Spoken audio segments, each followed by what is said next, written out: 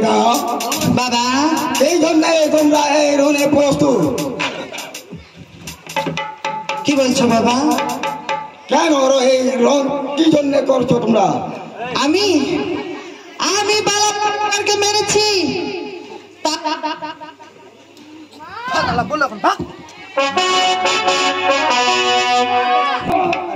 কি কি বর্ণনা হয়েছিল সেই সময় আমি এই যুগের অধিকারী আমি ধর্মরাজকে দিয়েছিলাম। তাই আমি বালালক্ষিন্দরকে মেরেছি। আমি পুষ্প জলের অধিকারী। ঠিক আছে মা, আমি চাঁদনগরকে আমি বুঝলাম তোমার কথা।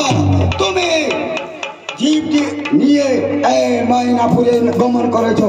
হ্যাঁ বাবা। কিন্তু একটি কথা রয়েছে, কি রয়েছে? রণ করলে হবে না।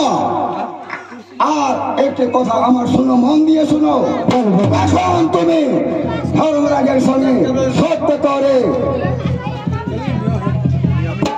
তবে আমি একটি কথা বলবো।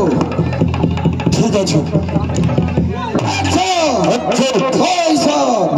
17 নাঙ্গল হলে বাস হবে।